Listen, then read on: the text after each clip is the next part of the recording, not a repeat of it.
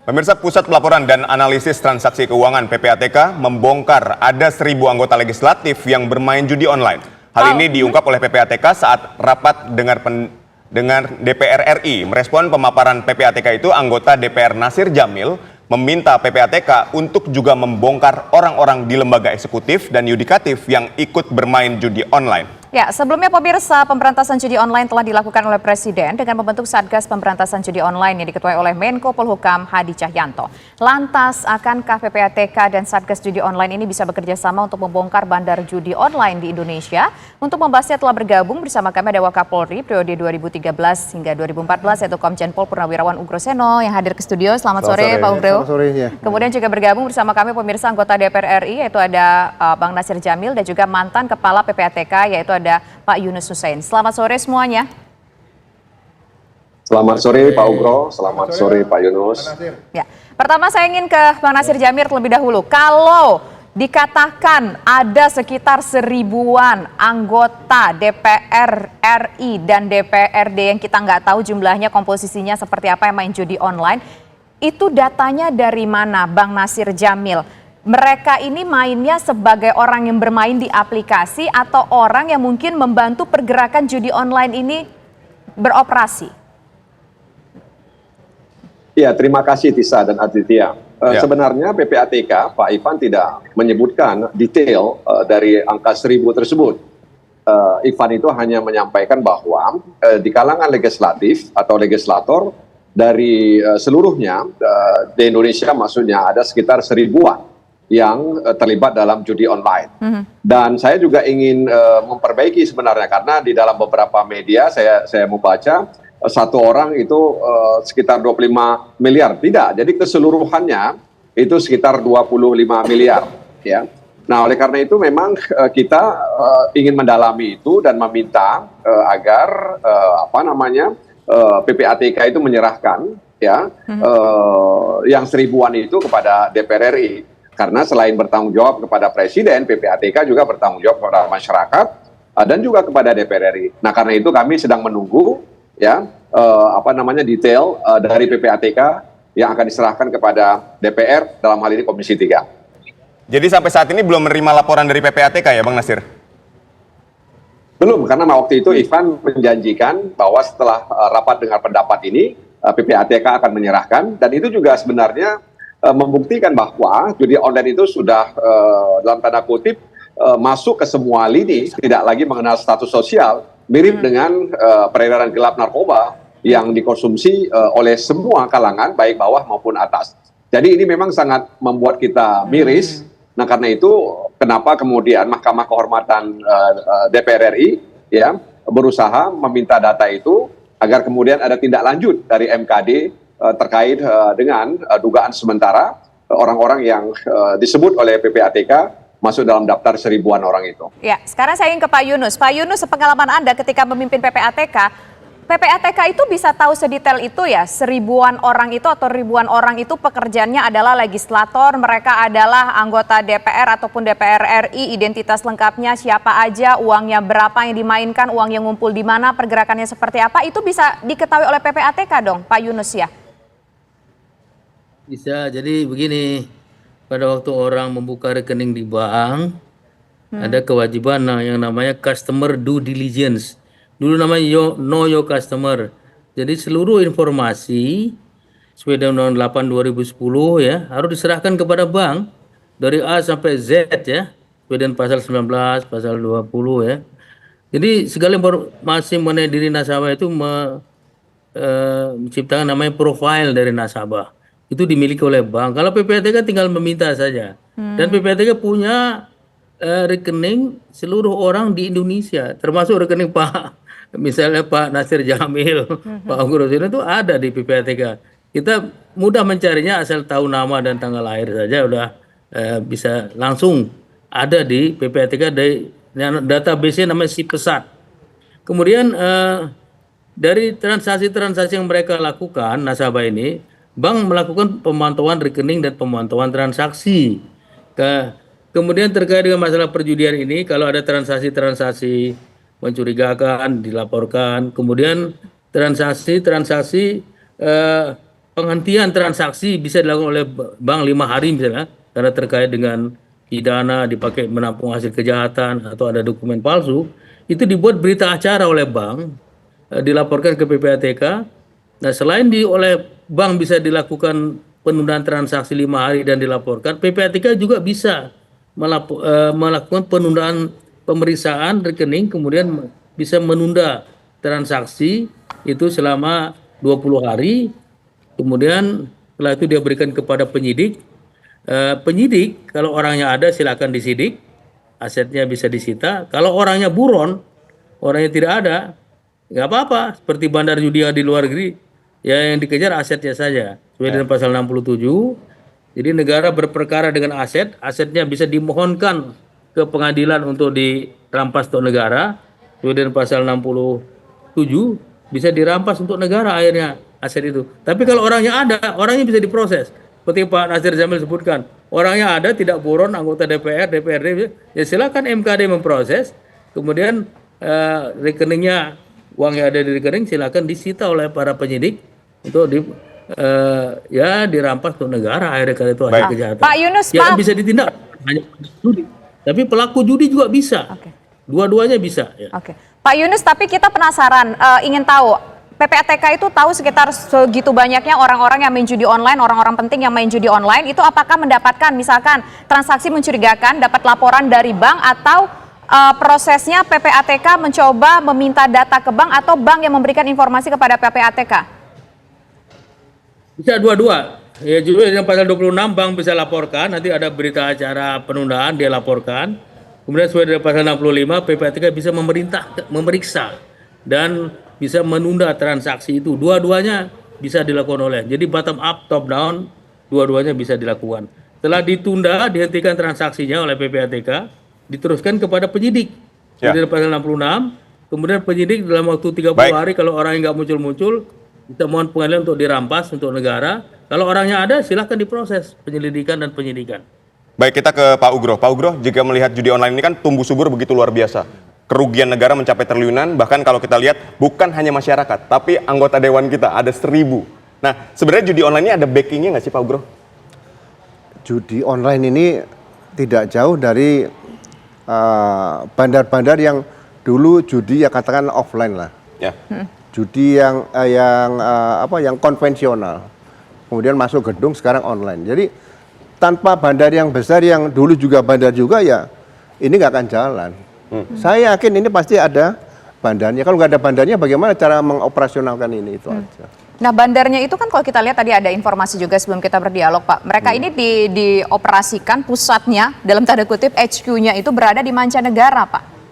Ya, sekarang komunikasi dengan apa saja kan antar negara kan sudah borderless. Ya.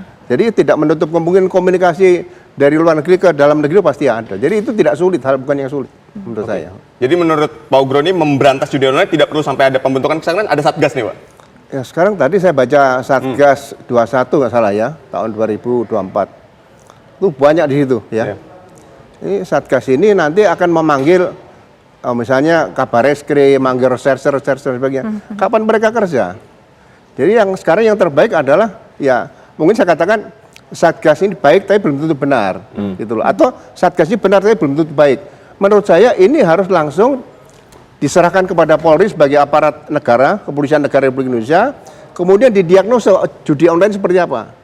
Ini sudah harus tim yang bertindak, tapi jangan dibikin tim sampai ke Polda, ke Polres, nggak perlu. Karena ini online kan, cukup di Mabes Polri. Makanya saya selalu katakan, di Barreskrim Polri itu tetap dipimpin oleh bintang 3, tapi direktur-direkturnya namanya diganti apa lah, mau dirjen boleh, mau danjen boleh, tapi bintang 2. Nah, di sini menangani yang serius crime seperti kejahatan misalnya narkotika, kemudian apalagi terorisme dan sebagainya. Ini kejahatan seperti cyber ini kan harus butuh kekuatan khusus, gitu loh. Jadi mereka memang bekerja maksimal untuk bisa mengantisipasi bagaimana konfigurasi judi online ini dan langsung bertindak. Jadi jangan bertindak satu-satu, yang kecil ditangkepi, yang main judi ditangkepi, kemudian diproses hukum, bikin berkas perkara ini berapa jam di situ. Jadi saya rasa seperti dokter saja, kalau ini dianggap penyakit kanker, dilihat, didiagnosa, nah, ini yang perlu ditindaklanjuti oleh oleh seorang spesialis dokter apa dulu ini, apakah jantungnya atau paru-parunya atau ginjal. Di sini yang harusnya langkah yang harus cepat segera bertindak untuk menyelamatkan bangsa kita dari korban-korban judi online tadi. Oke, kalau bicara kata Pak Groseno tadi adalah sel kankernya itu siapa, begitu kan? Nah, sel kankernya itu siapa sebetulnya? Apakah memang semuanya itu dioperasikan dari luar atau memang di Indonesia pun mereka punya branch-branch tertentu gitu, kantor cabang tertentu dalam tanda kutip pemirsa? Kami akan bahas usai jeda berikut. Ya, saya ingin ke Pak Yunus. Pak Yunus, ini kan PPATK mengetahui adanya judi online ini transaksinya sedemikian besar kan dari bank. Nah, kalau misalkan bank sudah tahu siapa orangnya, dananya berapa, pengepulnya pun juga pasti ketahuan dong Pak ya di situ. Atau jangan-jangan bank di Indonesia yang ada ini yang PPATK ketahui aliran dananya merupakan tempat transit yang yang rencengan, yang kecil-kecil aja, tapi mungkin uang besarnya pakai bank pihak ketiga yang internasional. Jadi bukan hanya bank ya Bu ya, memang ujung transaksi itu bank, tapi ada money remittance juga ya. Oh, remittance. Yang ikut bermain ya, bukan hanya bank saja. Memang ada pengepul seperti itu, ada jual beli rekening ya. Mereka dimodalin buka rekening, dibeli, kemudian rekeningnya itu dipakai bertransaksi sehingga terputus. Yang namanya customer due diligence tidak dilakukan dengan proper. Jadi ini lebih banyak penyakitnya pada masyarakat. Yang mungkin sebagian karena kebodohannya ya, dengan bermain judi online atau slot ini, mungkin belum tentu mereka akan kaya, ada untung. Karena yang ngatur itu ya si bandar semua. Kapan mereka menang, berapa harus menang sekian kali. Dan saya tidak ada orang kaya dengan judi-judi seperti ini gitu. Bandarnya sebagian besar di luar, sebagian kecil di dalam negeri. Mengajar di luar itu tidak mudah. Di luar belum tentu judi itu pidana. Seperti di Malaysia, di Singapura, di daerah tertentu bukan merupakan tindak pidana, nggak bisa kita kejar. Yang bisa dikejar di dalam negeri saja. Kemudian kalau mau mengejar yang di luar, mengejar orangnya, sementara dia lokus deliktinya di luar negeri, hukum kita tidak sampai menjangkau ke sana. Tapi kalau pelakunya di dalam negeri, ada aset judi di dalam negeri, bisa dikejar. Silakan disidik oleh penyidik kepolisian, asetnya dirampas untuk negara, bisa dibekukan oleh kepolisian sesuai dengan pasal 70, bisa diblokir sesuai dengan 71, bisa dimohonkan ke pengadilan sesuai dengan pasal 67 untuk dirampas untuk negara. Jadi tadi Kepala Barreskrim sudah melaporkan 318 kasus, saya kira bagus sekali. Ya. Diteruskan saja, karena penyakit masyarakat ini kalau tidak diberantas dari sekarang, dia merusak mentalitas, membuat orang malas bekerja, pengen kaya secara tidak wajar, padahal tidak mungkin kaya dengan judi seperti ini. Permainan judi online dengan slot ini lebih banyak ruginya, triliunan rugi masyarakat dan negara, sementara mereka tidak mau bekerja dengan baik. Baik, kita ke Pak Ugro. Pak Ugro, tadi kan kita sudah melihat ya, ternyata pemainnya, semua rekeningnya dan seterusnya bisa dilacak. Artinya kan ketika ada yang bermain, ini dikumpulkan ke satu bandar misalnya, berarti kan semudah itu data yang diberikan oleh PPATK untuk mengetahui bandarnya siapa. Nah, bagaimana sebenarnya, apakah sesulit itu untuk memberantas judi online ini? Ya, kalau namanya online, itu pasti kecepatan lebih didahulukan. Ya. Beda dengan judi yang konvensional ya. Kalau judi online ini jaringannya sudah, networkingnya, infrastrukturnya sudah dibangun sedemikian rupa sehingga semua bergerak cepat, tidak akan berhenti di satu titik. Nah, itu penjahat pasti berpikir lebih cepat daripada aparat atau hukumnya di situ. Jadi berpikir judi online kita tidak bisa membayangkan seperti judi offline atau konvensional. Itu sangat-sangat jauh bedanya gitu loh.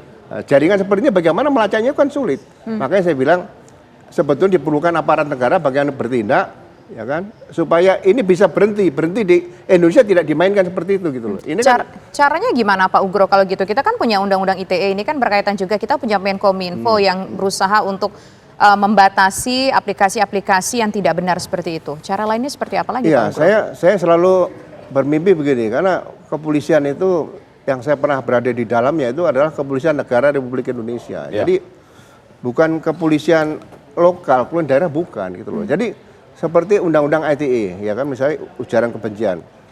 Di Undang-Undang ITE saya sebutkan penyidik di situ ada PPNS, Kominfo dan Polri. Nah, kenapa yang kaitan-kaitan dengan hate speech dan sebagainya? Serahkan saja PPNS, Kominfo. Nah, Polri ini menangani yang besar-besar ini, yang luar biasa seperti cybercrime atau cyber attack ini, polisi yang baru-baru ini Pusat Data Nasional. Ini harusnya Polri bisa bergerak ke luar negeri dibantu dengan Interpol dan sebagainya. yang punya jaringan kan Polri. Kalau PPNS kan hanya di dalam negeri, nggak bisa dia ke Interpol langsung kan nggak bisa, harus lewat Polri, birokrasi terlalu rumit ya. Makanya saya berharap mudah-mudahan Pak Kapolri dengar ya, Barreskrim itu diadakan reformasi sedikit, semua direkturnya situ bintang 2, nah khusus sebutnya jangan misalnya pidana umum gitu, jangan langsung masalah serious crime, kaitan dengan narkoba, teroris, kemudian termasuk kejahatan judi ini kan juga meresahkan nih. Ini biar spesialis, jadi kalau kedokteran itu dokter-dokter ahlinya di sini spesialis gitu loh. Nah, ini mungkin baru bisa menghadapi ancaman seperti itu. Jadi saya dulu pernah studi banding ke Korea Selatan. Itu kepolisian di Korea Selatan itu sudah mencoba menjadi pasukan pengaman terhadap negaranya terhadap ancaman cybercrime dan cyber attack. Jadi dia sudah menganalisa nih, biasanya pelaku ini adalah orang Korea Selatan yang berada di luar negeri. Nah, dia bisa mendetek yang akan menyerang ekonomi negaranya atau perusahaan di negaranya itu adalah orang Korea sendiri yang berada di luar. Dan dia sudah tahu posisi. Makanya mereka mendaki punya kontak person di satu negara, dia bisa terbang langsung dibawa. Karena kecepatan ini melawan online ini kan luar biasa gitu. Ini seperti itu ke depan nanti penyidikannya. Baik. Nah, sekarang kita ingin ke Bang Nasir Jamil. Bang Nasir Jamil, ini judi online udah luar biasa mengkhawatirkan, meresahkan begitu. DPR RI, DPRD diduga ada yang terlibat menurut PPATK. Sampai anak-anak juga ada yang terlibat. Bahkan banyak orang yang akhirnya melakukan tindakan kriminal, tingkat perceraian juga tinggi gara-gara ada alasannya judi online. Bang Nasir, apa kemudian yang didorong oleh DPR supaya ini nggak lagi kejadian? Pertama, pemerintah harus memahami bahwa negeri ini sudah darurat judi online. Nah, karena apa? Karena memang judi online ini terstruktur, ya, kemudian sistematis dan masif, ya, sehingga kemudian dia dinikmati oleh seluruh lapisan sosial masyarakat di Indonesia ini. Nah, karena itu memang Satgas ini harus bergerak. Orang kampung saya menyebutkan Satgas itu artinya tekan pedal gas. Jadi jangan tekan pedal rem. Jadi harus gas. Siapa yang digas? Bandar-bandar besar. Memang mereka menggunakan teknologi, ya, terutama teknologi internet, ya, dan karena itu seperti membunuh satu tumbuh 1000. Memang ini tidak mudah. Selama masih ada internet, mereka selalu bergerak, berganti-ganti akun dan lain sebagainya. Nah, karena itu Satgas itu harus bergerak ke arah itu. Yang kedua, memang harus ada konsistensi. Kita masih ingat waktu Kapolri dijabat oleh Pak Sutanto. Dia perintahkan kepada seluruh Kapolda, Kapolres, sampai kepada Kapolsek untuk membasmi judi offline waktu itu. Dan semuanya melakukan hal yang sama. Jadi tidak ada lagi judi-judi offline pada waktu itu atau judi konvensional di daerah-daerah karena konsistensi Pak Sutanto waktu itu. Dan itu dikenal oleh masyarakat. Nah, karena itu memang dibutuhkan konsistensi dan komitmen terkait dengan memerangi judi online ini. Karena tadi memang sudah merambah dan merusak tatanan kehidupan sosial masyarakat. Dan yang ketiga, memang perlu dilakukan upaya-upaya internalisasi budaya hukum di tengah masyarakat. Tidak cukup hanya penegakan hukum semata, tapi ada internalisasi budaya hukum di tengah masyarakat, sehingga pemerintah bisa mendiagnosis kenapa masyarakat kemudian suka dengan judi online. Apakah ingin meraup kemenangan atau kekayaan, atau hanya mengisi waktu kosong, atau hanya iseng-iseng gitu. Baik. Nah, kalau kita lihat ada 1000-an legislator yang ikut bermain judi online, tentu ini kan bukan sekedar mengisi waktu kosong, tapi ada sesuatu yang ingin dicari. Nah, karena itu menurut saya Satgas harus bekerja secara keras, dan saya sepakat dengan Pak Ugro tadi itu, ke depan perlu diperhitungkan, perlu diperhatikan hal-hal seperti yang beliau sampaikan tadi itu, sehingga polisi fokus, ya, untuk menangkap ikan besar, jangan ikan-ikan kecil yang ditangkap, ikan besar ditangkap, ya. Baik, Bang Nasir, kita akan melihat ya semuanya bagaimana konsistensi dan komitmen dalam pemberantasan judi online ini. Tadi diomongin ya kan, Satgas apakah akan benar-benar menekan pedal gas untuk mereka yang menjadi bandar judi online. Terima kasih sekali lagi Bang Nasir, Bang Yunus, dan Pak Ugro telah bergabung bersama kami. Selamat sore semua.